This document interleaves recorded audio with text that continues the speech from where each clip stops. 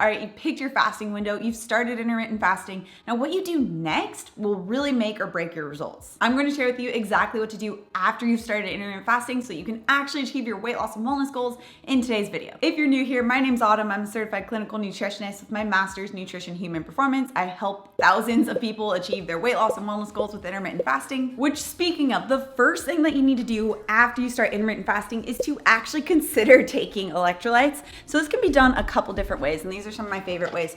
First of all, Celtic Sea Salt. I just get like massive jars of this and put it into my water. About 1/8 of a teaspoon or 1/4 teaspoon, depending on your needs, not your knees. But electrolytes are so important right after you start intermittent fasting, because the main reason that intermittent fasting works for fat loss is that the storing hormone insulin dips down when you're fasting.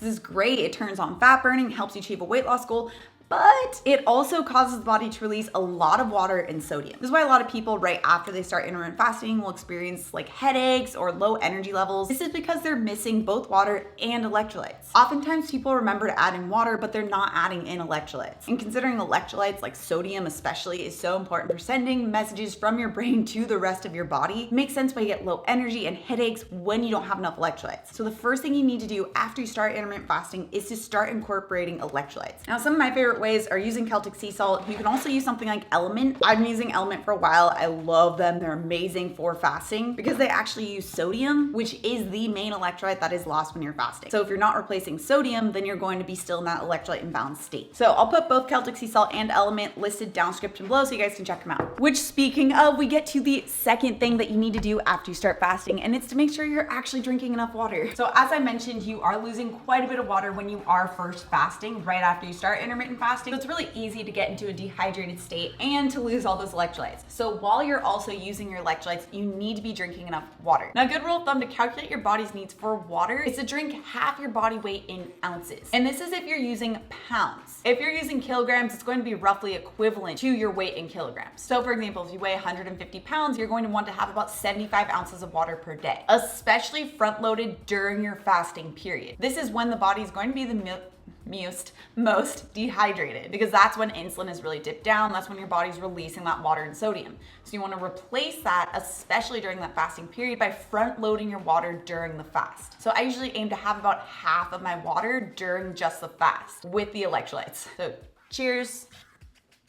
Now, if you hate water, and if you just aren't a fan, you can use something like sparkling water. So Topo Chico, or using a soda stream, which I also have, I'm a big fan of. But this is another great way to still get hydrated while having something a little different from just regular water. Okay, the third thing you need to be doing is making sure you actually learn what breaks a fast. And this problem is really common, where I see a lot of people just have no understanding of what actually breaks a fast and what doesn't. And whether or not something breaks a fast really falls into two camps. One is if you're following a true fast, which means that you're not having anything other than water, unsweetened tea, and black coffee, and that's it. Maybe electrolytes too. This is really great if you're looking to fully maximize gut healing, get the autophagy perks while also tapping into fat burning. But there's also the other camp, which is more of a fasting mimicking approach. This is where you can have a little bit of non-insulin spiking foods, which really just means having pure fat sources during your fast. Now, this is great for those who are new to intermittent fasting, because having some type of pure fat source during your fast will help your body actually stay in a fat burning state while getting a little satiated so you aren't hungry during the fast. That's why I love using keto coffee, but mine is empty. So understanding the differences between those two different types of fasts, which one you should be using, and what actually breaks a fast between those two is really crucial so you actually see the benefits you're looking for. Which on my blog, I have a whole breakdown of pretty much every single food that you could think of and whether or not it breaks a fast. So it's a really great free resource. I highly recommend you check it out. I'll have it linked down in the description below for you guys. This next thing to do after you start intermittent fasting is to make sure you're not ignoring your eating window. So what do I mean by this? Make sure that you're not just having a fasting period and then eating whatever you want during that eating window. Unfortunately, this whole theory and idea of intermittent fasting really exploded and gained a lot of traction, but this is, from what I've seen, the #1 cause of people to plateau or even gain weight with intermittent fasting. And that's because you're getting all those fat burning perks when you're in a fasted state, but then you completely skyrocket your insulin by eating things like chips and pasta and high sugary drinks during your eating window. Instead, if you're looking to achieve a weight loss goal, and especially a fat loss goal with intermittent fasting, you need to be focusing on protein, fat, and fiber rich foods during your eating window. This helps your body to more easily shift back and forth into a state of fat burning. It also helps keep you way more satisfied,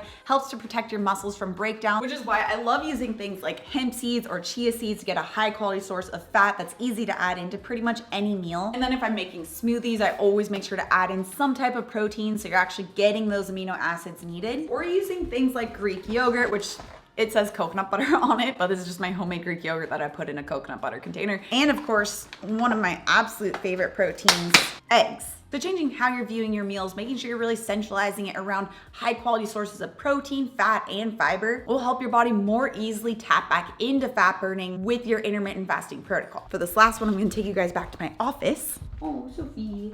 Hey. Okay, so the last thing to make sure you're adding once you start intermittent fasting is exercise, and specifically strength training exercise. So by adding in strength training or resistance training, so this could be your own body weight, or it could be using something like bands, if I can reach them. So using something like bands or even lighter weight, really just making sure you're actually challenging your muscles, preferably at least 3 times per week. This helps your body to more easily tap back into fat burning with your intermittent fasting protocol because it helps to make your body more insulin sensitive. And by adding in some type of resistance training or strength training, if you're using weights, this doubles down on the growth hormone perks you're getting with intermittent fasting to not only protect your muscles from breakdown, but also to help tone and possibly even build muscle mass, which then can even boost your metabolism as well as your strength. So if you can add in a resistance training style exercise, whether it be Pilates or CrossFit or free YouTube videos that you find online, or even the workouts included in my complete intermittent fasting bundle as well, all of these can help to build on the fat burning perks that you're getting with intermittent fasting and make achieving your results a lot easier while also feeling better in the process. So I recently shared my intermittent fasting schedule that I use on a daily basis. If you want to see how all of this gets put together, you can check that out right here. Also, if you're new to my channel and you love this science-backed information, make sure you subscribe right here. Come out with new videos every Tuesday and Thursday. All right, guys, thanks so much for tuning in, and I'll see you in my next video.